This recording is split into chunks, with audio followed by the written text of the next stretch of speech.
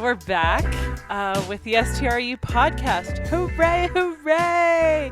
You will never guess who I am sitting next to. It is the one and only Richard Furtig. Oh, you had me guessing. I didn't know who you were sitting next to. How appropriate that know. I am hosting this podcast with you. I know. Isn't that remarkable? We find ourselves at the same place in the same time in the same location, both eager, willing, and ready to talk all things short-term rentals. Amazing. And all things like personal. Right? Yeah. I mean, I think that's part of the beauty. Yeah, but totally. Good to see you. Thanks for being here. Listen, I mean, I looked at my calendar and there's no place I'd rather be. Oh, thanks. So here we are. Very handsome. You don't look handsome, but I do like your California. Hey, Friends thanks. on the YouTube channel that are watching this. Represent. California. And we're going there Holla. next week. Yeah. Super excited. I can't wait. I know. It's A little gonna bit be so warmer. much Get fun. out of the snow. Yeah, although, snow is great. Snow is great. And we've been having a ton of it here in Jackson. Yes. I just skied, was it yesterday or the day before? We had about 18 inches of fresh powder come in. So much snow that the mountain couldn't open up for, it was almost about 2 hours while they were doing avalanche control. So I went out there as early as I could, which was, I think I got my first tracks about 11 a.m. Knee-deep powder everywhere, and I found a couple of pockets where it was waist-deep, and it was just so much fun, and I was, floating like a kid. And that's what actually Erica encouraged me to do. Yeah. I was having I remember what at the moment was giving me a lot of challenge because there's so many wonderful things that are happening. But even in wonderful things, there's always, things that didn't go exactly the way you wanted or things that you're working towards or resolving. And Erica, one of her most amazing attributes is to be selfless and to be encouraging me. And so in prior relationships where people would say, do you really think you need to go skiing now? What about doing some work? Or do you really think you need to go skiing now? What about doing some chores or other stuff? Erica's like, I want you to go out there and I want you to have fun and I want you to be a kid and I want you to enjoy yourself. I want you to be safe, but I want you to really have a great time and enjoy every minute of the skiing. That's why you're here. And then come back and we can focus on all that other stuff. And I'm just like, yes. Right, that works really well. Well, and you came back a different person. Yeah, you know, and I mean, I think that there's just so much real estate, taken up in your mind that it's so important and just moving that out of your way. Oh, thank you. Can be so beneficial to just take a break from that. Well, and to just exhale and I think we've been really conscious and trying to be very aware of just really taking care of ourselves, taking care of each other, so that we're showing up each and every day our best. Yeah, and I think... And when you ski, you're at your best. Right. Right. Well, for me, it's very empowering. It's very liberating. It's very independent. I'm in God's country. Fresh air. It's thin air, but it's fresh, and it's snow, and it's beautiful, and it's cold, and I'm going fast, and I'm taking risks, and I'm controlling myself, and I'm controlling the environment. And when you do things that move you personally, mm-hmm. you can't help but grow or smile or be happier or be the best self. Right. And for me, with this life that I've designed, the ability to go out and put everything on hold if and when there's a deep powder day is incredibly empowering and rewarding, and would be incredibly frustrating if I was unable to, because I'm here for that. Right. And if something else is taking priority, then that's a dichotomy and we have to address it. But you being a champion and a supporter and an advocate of it just makes it so much easier, because I'm sure that there's many people in relationships listening to this podcast that, if they're introspective and honest with themselves, know that when their significant other has an opportunity that would detract from their productivity, say at home or at work or with the kids or anything else, Mm-hmm. may squander it and poo-poo it and be like, well, I don't know, do you think you just did that last week, or you just did the all-girls weekend last year, maybe you shouldn't do it, whatever it is, right? These are just examples. But it's the rare exception, the Erica Bossy, who says, go for it. That's what life is about. This moment that is here before us is a gift, and it is incumbent on you to go and crush it and be your best self and go and be a child. And I mean, it's just wonderful. So thank you, thank you, thank you. You're so welcome. You're We're so going to do welcome. that soon this afternoon Yes, too, right? yes, I So know like you're we're looking gonna forward to we're it. gonna do Yes. this podcast. We're gonna get Yes. the content down. We're gonna get it to Charles. We're gonna Yes. grow everybody who's watching and listening, and I'm Yeah. super excited and grateful for their attention. Totally. But not at the expense of giving so much of myself that I'm not going to go out there and shred a little bit this afternoon. Right. Right? Yeah. So. So good. Well, and what I will say is that you feed me equally. I do. Tacos. Pizza. No, I'm kidding. Just a joke, friends. That's the kind of relationship that we have. Yes. But you always win when you feed me tacos. It's true. Or when you cook. Guys, let me give you a little bit of Phenomenal advice. cook. This is a relationship thing. Oh. Feed your woman. Yes. Make her smile with food. Yeah. There is rewards. So just do it. Yes. And I will say, actually, so feed your woman, period. And outside of food, what I was going to share was how I really am so proud of the fact that we have, I believe, really learned each other's, love language. And so to that point, you are absolutely phenomenal at feeding my love language. While I think, we do vacillate, back and forth a little bit about what, your love language is, but I think it Well, is I'm just a lover. right. No, I'm kidding. Maybe that's just it. Maybe that's No, but it. you're right. You're But right. I And think I think that it changes yours over is time. right, and due to circumstance. But I do think that your love language is quality time. And whether that's quality time with yourself in the mountains in the snow, playing like a kid and like getting into peak state, or, quality time with the girls, or Quality time with you. quality time with me. Quality time with the dogs. Absolutely. Right. Quality time with, the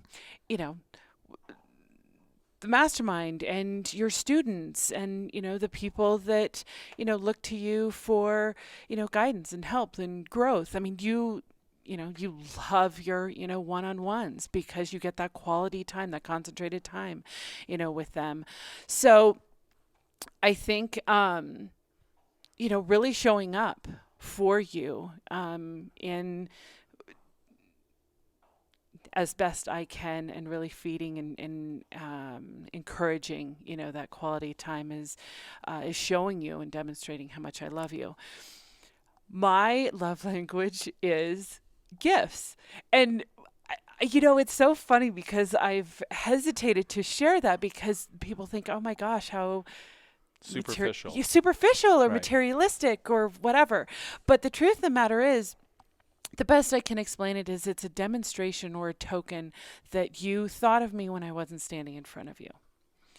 And that to me makes me feel loved. And so, and you're just, there were just a couple of little, surprises over, the course of the last week that I think fed me as much as you, as much as me encouraging you to go out and play in the snow and get into peak state and take a break and go do you. So just to put this all in perspective for the listening audience, I've had the good fortune of incredible education, attending private schools in New York City, and then attending Cornell University, Ivy League for undergraduate, double major psychology econ, and then I went on to get my MBA at the University of Pennsylvania, the Wharton School, arguably the finest school in finance. And so from a education perspective, my tank is full, and I'm really grateful. And my father, who didn't graduate even like junior high school, prioritized education for myself and my sister because he wanted to provide for us. And now I'm welling up. That he was unable to have himself. Right. Which, for any of you listening as parents, should resonate. And I apologize for getting emotional. But nonetheless, with all of my schooling and education and being surrounded by some of the smartest and brightest and most successful and billionaires in the hedge fund world and so on and so forth, the very first time I learned of the love languages was when I met Erica. I'd never heard of the love languages, and for me, love languages were like, there's one, right? Like, we just love each other. Or Right. I didn't realize that people loved differently, or that expressed love or received love differently. And also, I will go, and it's a little bit controversial topic. This may not be the right place or time. When we went to the Tony Robbins relationship experience in Maui earlier in 2019, we also learned that there's a variety of sexual preferences, a whole spectrum. And so, what somebody considers normal, somebody else might consider kinky, and what somebody considers kinky, somebody else might consider normal. And so, as long as there's two consenting adults that are doing things that are both encouraged and rewarded and successful, like it's okay. And so the point that I make is not everybody listening to this not every audience member listening to this podcast or watching it has an idea of what we're talking about, right? Like I just went through all my accolades and degrees, and you like to call them plaques, and I'd never even heard of 5 love languages. Right. So take a moment and clue everybody else in who doesn't know, or those that do know that want a refresher. And we spent a fair amount of time in the mastermind talking about this. The individuals that attended, we asked what their love language was. And then we also asked what their significant other or spouse's love language was and how they were feeding it. So I would love for you to just share with everybody what they are. Totally. And I'm going to ask Guapo, hey, buddy, shh, to quiet down. Sorry for the inconvenience, friends. This is, ghetto podcast. We do our best around here. It's real life. This is what it looks like. What are the 5 love languages? So the 5 love languages are gifts. Gifts, we know that one. Quality time. Quality time. Words of affirmation. Words of affirmation. So somebody praising you or telling you that you're doing a great job. Right. The attaboys. Yep. Acts of service. Okay, which would be like taking the trash out or starting the car, getting the snow off your windshield or whatever, right? Like exactly. Just being there for you. Right. And touch. Touch. Physical. Yes. So I had always thought when I first listened to all of this that words of affirmation were mine, and it would make kind of sense given the fact that I'm pretty social and out there, and YouTube and podcast, and getting likes and followers and comments. It doesn't actually motivate me as much as the results, right? Like the individual emails or tweets that I get back from people saying that I did this and you changed my life, and like those are the words of affirmation. The likes and the comments and the thumbs up and the subscribers, and it's important, don't get me wrong. I do pay attention to it, but it doesn't drive me at all. Right. What does drive me are the individual one-on-one, which is almost like quality time, right? Like once again, it's more about the real deeper for me. And there's nothing wrong with words of affirmation. If you receive love that way, bravo, kudos. Totally. I hope you find somebody that gives you tons of words of affirmation and love, and that's amazing. Absolutely. But for me, I think it really is quality time. And I think that as I'm really introspective and think back on the different relationships that I've had, we both extremely successful, but, time apart. And then the time together was really stressful in terms of we have little time, lots to do, big decisions, lots of stress, lots of pressure. That's not really quality time, right? And so one of the things that I love about our relationship is we literally spend 24/7. We do. 365, or at least now we're at like 360, whatever, 348 days, soon to be 365. But the point is, literally 24/7, 365 together, with the only exception is when I go skiing, because you don't ski. Right. And so I think you're right. It is all about the quality time. And what I would also say, since this is a new concept for me and Erica is much more familiar with it, don't judge the other person's quality time. I'm sorry, the other person's love language, right? Like to me, to be perfectly honest, gifts are like nonsensical. I never received gifts. I never gave gifts. I've always been fortunate enough that things that we desired or needed were provided. So if I wanted to pick up a new sport and I needed gear, my father was very happy to encourage and reward me. And as long as I kept at it, we would continue to get whatever gear or travel team budget, whatever was needed. Right. I was very fortunate that I always had that. And so gifts to me don't have a lot of meaning because I didn't receive very many of them. Right. Although I got them perpetually in real time. Right. And I also didn't give very many of them, even with my children. And you've been really good with getting them gifts. And in fact, don't tell them, but they've got a little present. Guapo, buddy.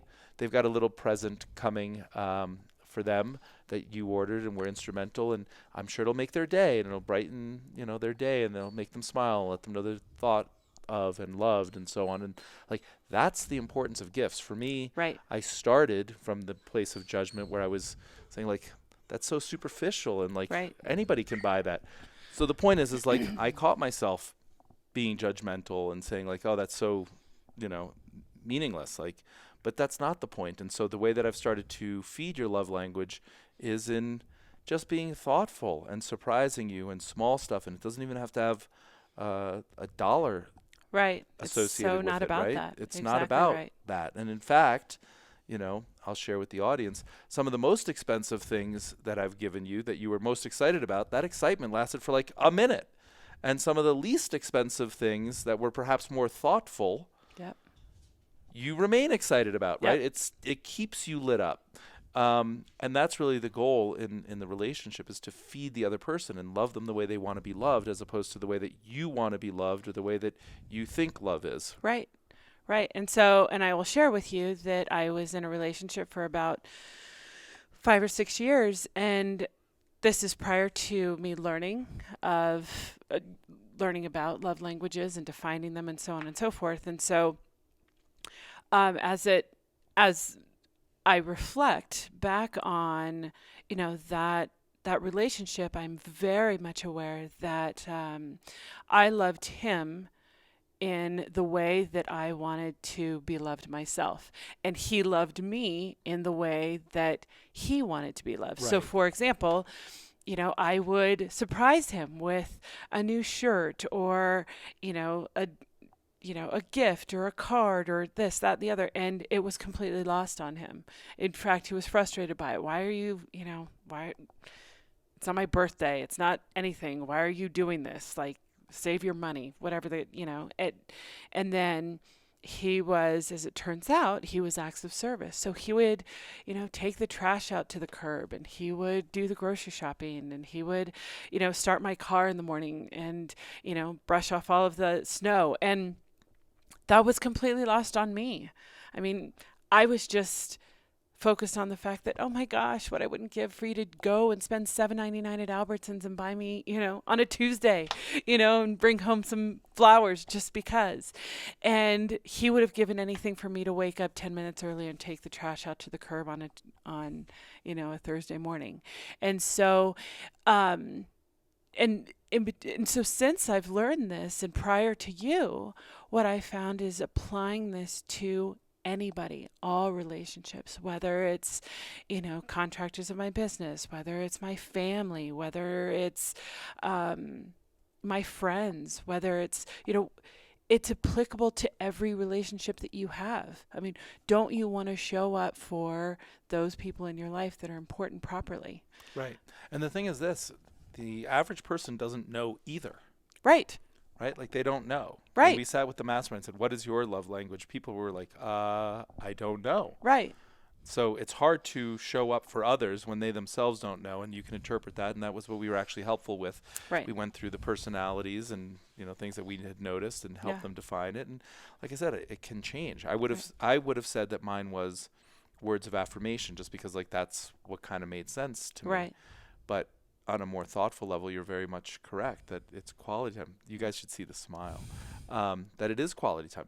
I'm very, very protective of my time, of my calendar. It's the most important thing that I cherish and protect. And then when I do something with my time, I'm all in, right? Totally. I want it to be 100%. So Totally. I don't want to just go skiing. I moved here to Jackson Hole, Wyoming, the #1 place in North America to go skiing. And when I can't do that, then I go heli skiing in British Columbia. Right. But it's all about peak and the best and world class. And you tease me all the time for saying world class, but like, that's world class is synonymous with quality time. Right. Right. I don't want to mess around with subpar experiences. Right. I And want so like to the exactly. experience. And so to that point, when, we refer to your why and the girls, I mean, you don't see them every day, but you create these experiences, these memories, these stories, these our time together. I mean, we'll remember and take with us forever. In fact, when I lived in New York before they went to boarding school, I was there 100% for them. Right. right? So I have 50% custody, and so every other week the kids would go from their mother's house to my house and alternate. Mm-hmm. And I found that incredibly frustrating and debilitating, and talk about not being in peak, because I was there for literally, let's say, a month Mm-hmm. for the 2 weeks that I would be with them. And through no fault of their own, they're normal, ordinary kids. They've got Totally. school and academics and They're sports and so busy. doctors and Right. friends and like a million things that teenagers have. And I myself had that. But I would look at this and say, I'm sacrificing my entire life to be here for those 2 weeks out of a month. And during those 2 weeks, I barely see them because Those they're 2 busy minutes running out of around. the 2 weeks, right? Right. And I was just like, I got into my own head and in a negative spiral and saying, like, I'm wasting my life. I'm not doing anything. This isn't important for them that I'm here. And of course it was. Mm-hmm. But, I could tell myself these stories about Right. how it was ineffective and a bad use of my time. And it would literally drive me bonkers. And so to your point, we've reshaped that relationship. They've decided to go to boarding school on their own, and we supported that. Right. And so by definition, I see them less. But when I see them, it's now a bigger deal, and it's more exciting, and it's more rewarding, and it's more quality time. And we do epic adventures and stretch and grow them, and we travel, and we're quite fortunate that we're all healthy and have the means to do some of these world adventures. And you've joined us, right? We've done so much for my, what was it, for Christmas? Yeah. 2 of my daughters, with Erica's help, wrote me nice letters that are now framed and on my nightstand talking about all of our travels. And now I'm welling up again this podcast, like you want Richard to get emotional, just put him on the podcast. So those letters from Allie and Natasha were incredible. Mm-hmm. And Victoria gave me a photo album. She went through all of her photos, and I think we did 4 or 5 unreal trips in 2019. And so she put together all of the different travel that we did in 2019. And just, like, these gifts I get, right? Like, and you're crying and I'm crying. Guys, I don't know what's going on. This podcast is supposed to be about short-term rentals and Airbnb and so on. But the point is just this. That quality time together is incredibly important for me. My kids seem to recognize it and are putting thought, with Erica's help, in writing and in visuals. Mm-hmm. And we're all sort of realizing that, Dad's deal is quality time. And so while we've redefined the amount of time that we spend together on a daily basis, we've refocused it in a way that actually, I think, moves the needle and has much Absolutely. greater impact for all involved. Yeah. Right? Because I wasn't happy then, right? I was, let's call it, malnourished. In the love department, I was malnourished. I want quality time. I'm here. I'm sacrificing my life. I'm in New York City, and I don't see you. Right. And instead, how about we go our separate ways? You guys were adults. You made decisions to go to boarding school. I support that. Fabulous education. I'm going to go to Wyoming. I'm going to follow myself and be true to myself. And then when we meet together, we're going to have quality time. And it's just remarkable. It's awesome. It's so awesome. Cool. Yeah. Well, can we turn to perhaps some things that aren't going to result On in a both of us lighter crying? note. Yeah, right. What else do you have for us, Miss Flossie? Yes. As I So, wipe my eyes here. in Airbnb news, thank you, by the way, for sharing. Of course. Well, thanks for bringing it out. Absolutely. So, in Airbnb news, as Airbnb prepares to go public, here are 5 things investors will be focused on. So this is an article that came out in Business Insider Prime. One of my friends actually sent this to me to get an idea of what's going on really on Wall Street and what Wall Street is looking at for Airbnb before they go public. So do you want to read us the first? These are 5 things that investors will be focused on. The first one. Profit and margins. Is Airbnb actually making money? And if so, how much? Okay, good question. All investors want to know that. Right. Second.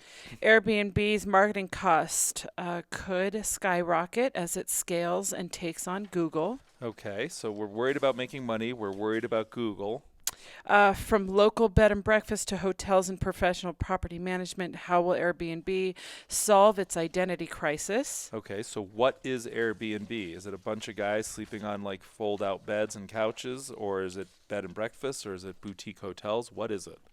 Trust and safety. Will Airbnb be able to crack down on party houses and fraud, and at what cost? Okay, that's a big one that we keep reading about and hearing hmm about. Regulatory risk. Can Airbnb make peace with its neighbors? Awesome. Okay, so those are the Boom. five Yeah. issues, and really only one revolves around making money, right? Everything Right. else is about things that could stop them from making money, like Right. regulatory, neighbors, cities, communities, and so on. hmm And this Business Insider article is really kind of interesting, talking about what investors are looking at for Airbnb's public offering later this year. And it's kind of interesting. The only thing that really relates to money is whether they're going to be profitable or not. And then everything else are threats, Right. right?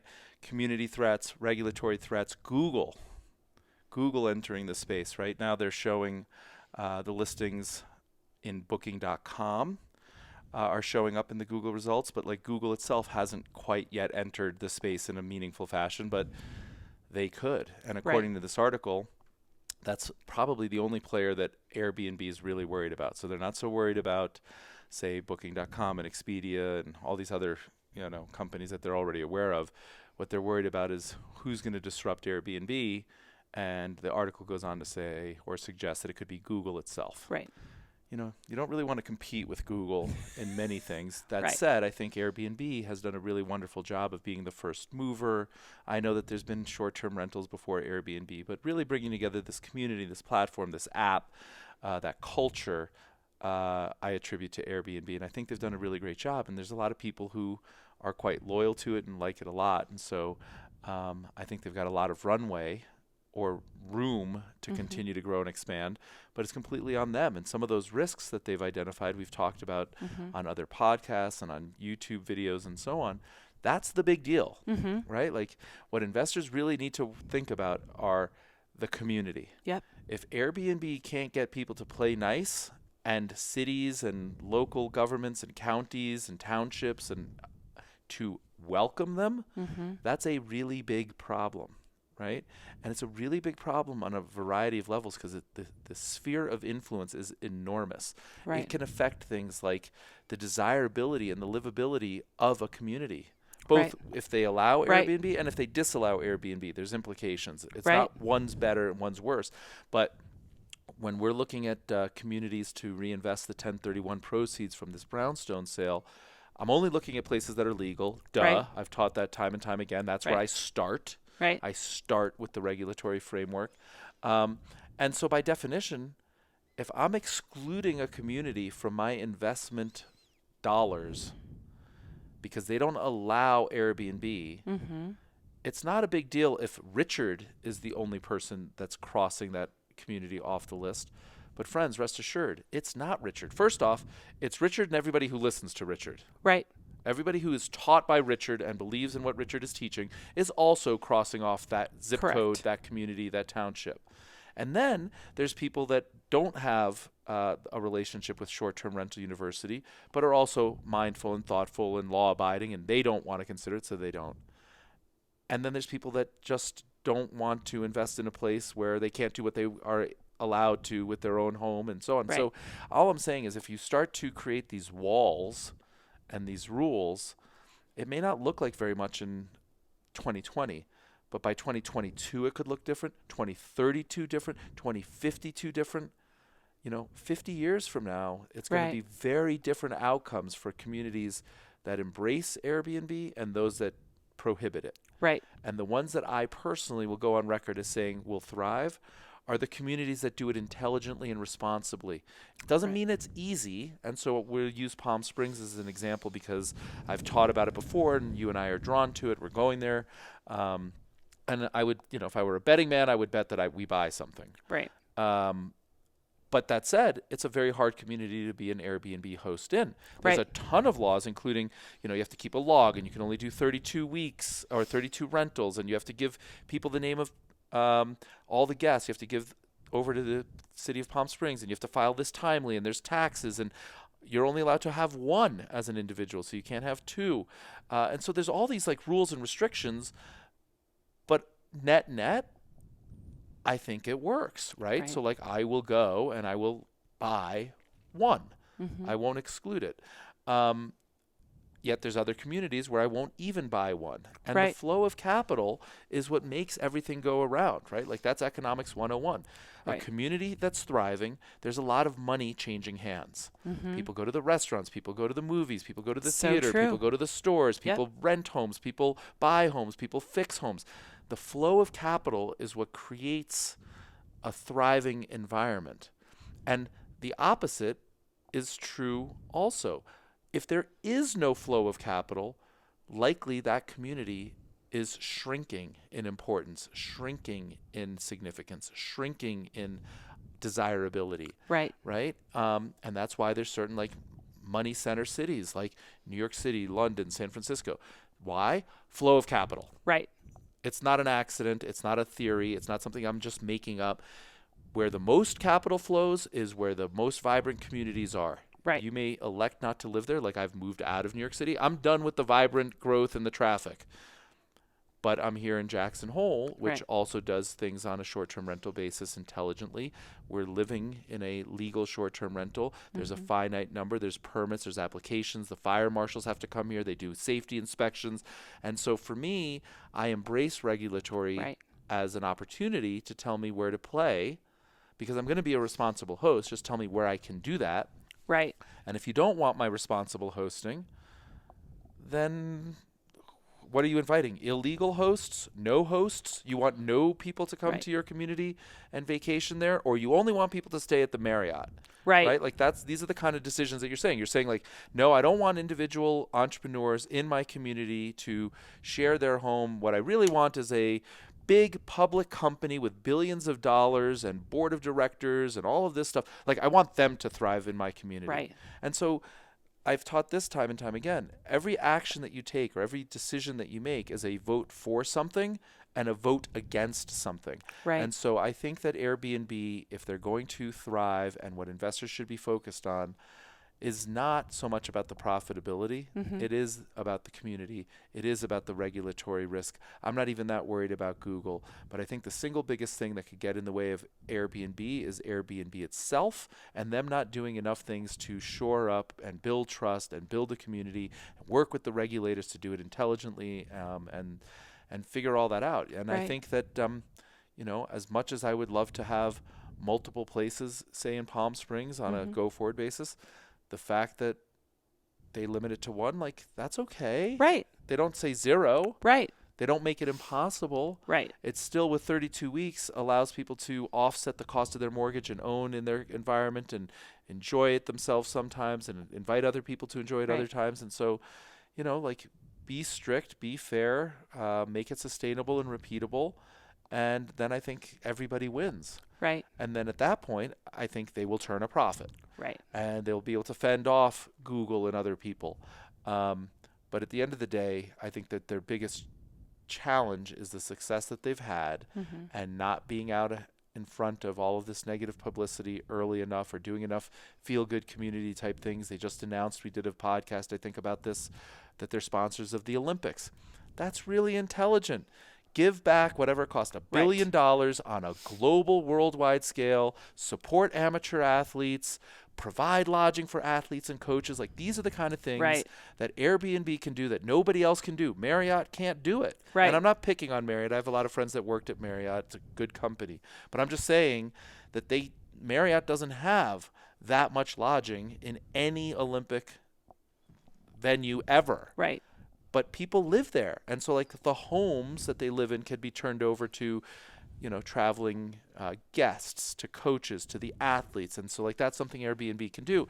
And as they get a little bit more mature in their ways, and once they go public and they have, real senior people on staff with decision-making authority to do things like this, they'll do more of it. And I think the community sentiment will evolve and change. You know what? The thing that drives all of this is fear. Right. None of it is true. It's just fear. Fear of the unknown, fear of the bad situation, fear of everything. But the one thing that we can also say with certainty is that fear keeps you playing small. Mm-hmm. Nobody achieves greatness by playing within the comfort zone or the sandbox where there is no fear. Greatness true. comes from addressing the fear straight on and overcoming it. And then once you overcome that fear, turning it into a point of confidence. Like, no, I can do this because I've already done it. So like, this is now my new base level. And from here, I'm going to go face the next great fear. Then you conquer that. And that's how you get confidence. And confidence and that momentum is what changes lives, right? It's not any one decision. It's just the decision to face your fears, overcome them, acknowledge them, create that as the new base level, and then go find the next greatest fear. And you keep doing that. And before you know it, you're kind of like, I can do anything. Right. And guess what? You can. Right. Brave Right? as all get out. Exactly. Right. So Awesome. anyway, I think it was an interesting article. I'm really curious to watch and see what happens when Airbnb goes public. And I think they're taking the right steps. I just wish they had taken them a little bit earlier, then this article wouldn't have been written.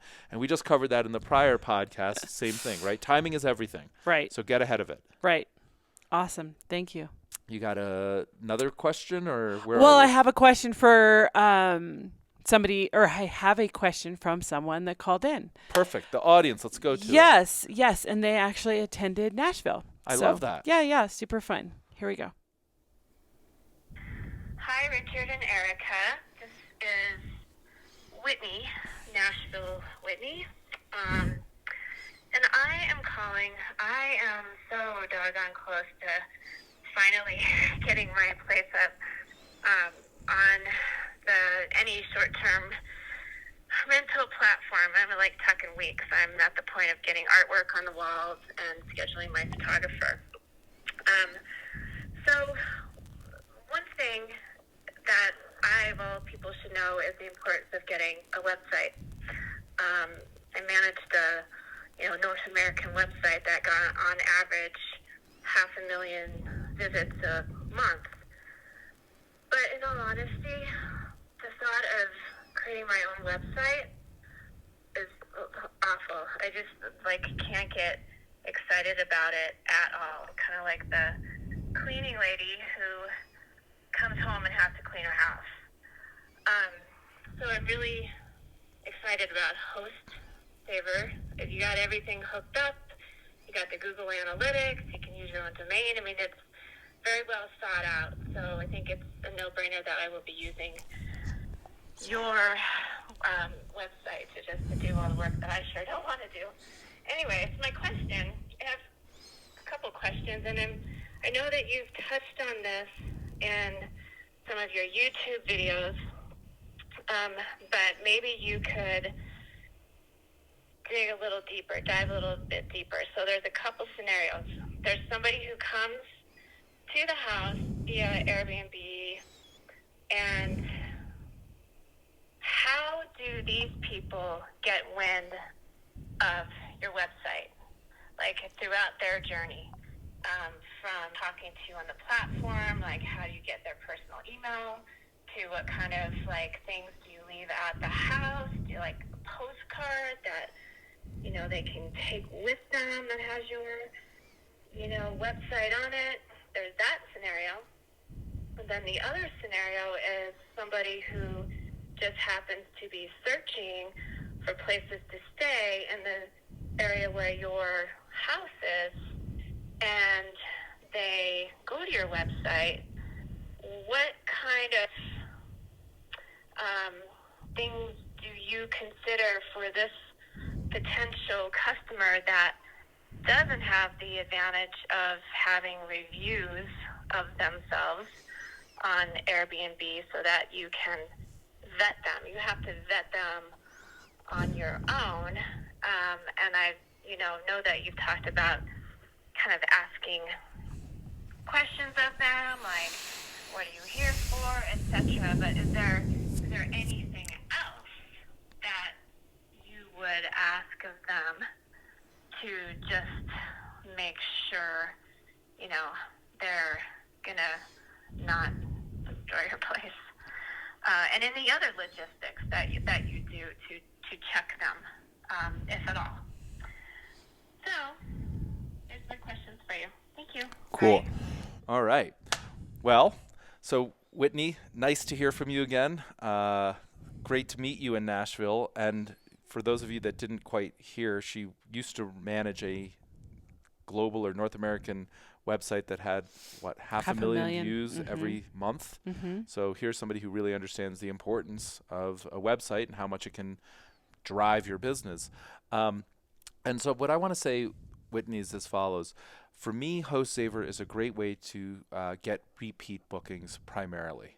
I think that the concept of getting organic hits from total strangers is a worthwhile endeavor, but it will take a lot of time and effort, and I don't want anybody to think otherwise. Like, getting Google to find your domain and your URL and serve it up in a listing is not a small feat, and there's tens of thousands, hundreds of thousands of freelance professionals that do that for businesses all over the world, and it's highly competitive. Mm-hmm. So if you just stop and think about it for a second and say it's a great way to have repeat business, and that's kind of the way that I used to do it, say in the Hamptons.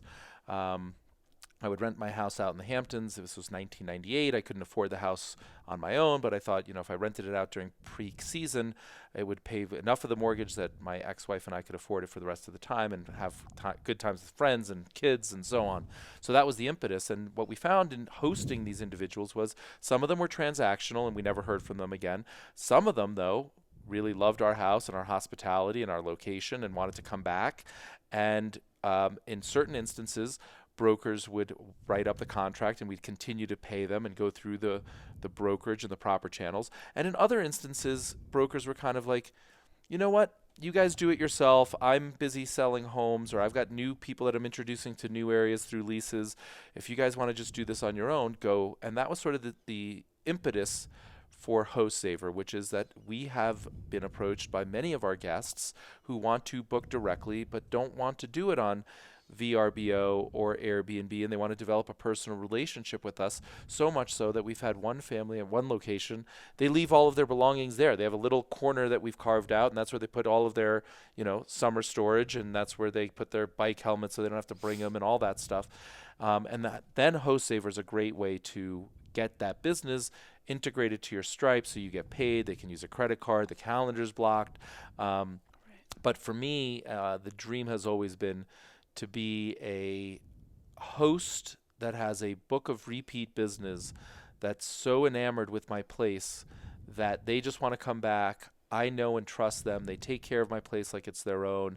And that's sort of like the holy grail or nirvana of hosting, where it's not these random people coming in all the time and you have no idea who it is. And you have no idea who it is even on Airbnb, to be honest, right? We don't even see their photo. They may or may not have government ID.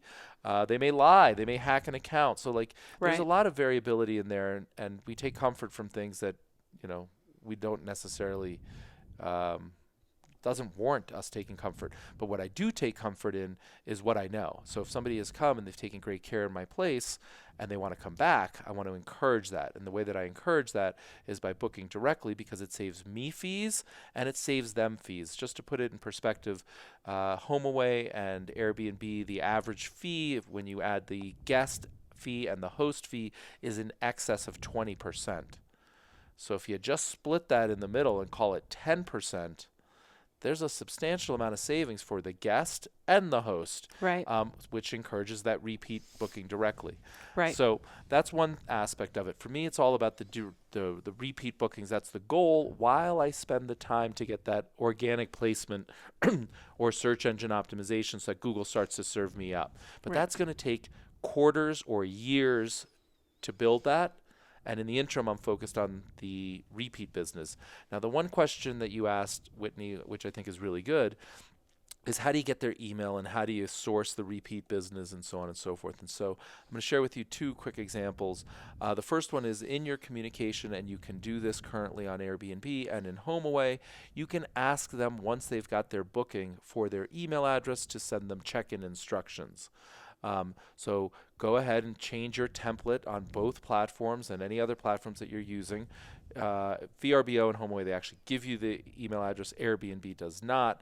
So just factor that in. But you want to ask them after they've booked it and you're in the dialogue for their email. And the premise for getting their email is that you want to send them instructions via email. Right. And I've never had a pushback, anybody saying that they don't want instructions and they won't give me their email, so they give it to me. Now, you have to be cautious and conscientious when you email them. You can't start spamming them and telling them all about the savings and how great your house is. But, use it selectively. If you particularly liked a family or a guest, email them, thank them. Tell them that you'd love to stay in direct contact with them, and you've got this ability if they ever want to book again, and share with them the link. Erica's dad and Hardik are working on something that you alluded to, which is this postcard concept, Right. where they've designed a postcard. They're going to leave it in the home, and it's got a benefit. If they fill that postcard out and send it to a friend or a family member, a loved one, a church group companion, or whoever, both the person that receives the postcard and also the referring guest both receive discounts to book directly on HostSaver at Mr. Bossy's place. And so creativity is unlimited. You can figure out how you want to do it, how it works for you and your workflow and your schedule. But I would say you want to get your own website. You want to get it sooner rather than later. It should pay for itself with just a couple of bookings, so it's not even a big expense. And to your point, Whitney, with one click, it's the easiest thing in the world to have a professionally designed and tested website. You'll be impressed. You'll impress others. It's not anything like you might put together on your own if you don't know what you're doing. And, I've been trying to do the Short-Term Rental University website for over a year now, and I've hired and fired 2 or 3 different people, and it's just creating a website is really, really challenging. So Right. we've created a method to remove that challenge and Amazing. make it, your own in less it's than beautiful. 5 minutes. It's beautiful. And people are having a lot of success with it. They We really just got are. a testimonial. I know I shared this recently, but somebody just let us know they took an $18,000 booking. They saved over $500 in fees themselves, which more than pays. It's a year and a half of HostSaver. Holy smokes. So like one booking, a year and a half, free website. Like, why not? Right. Amazing. So anyway, So cool. Whitney, I'm also going to remind you of something I said in Nashville and in Miami and in videos. Revenue is greater than ready. So go live now. You should have those, professional photos now. Let's not worry so much about the art. Get the listing live. Get your first bookings. That's going to help pay for the photographer and HostSaver and get your, hosting feet wet. So just launch. Do it. You got it. And I'm cheering for you.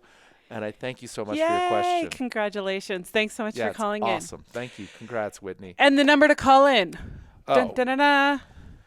206 900 8189.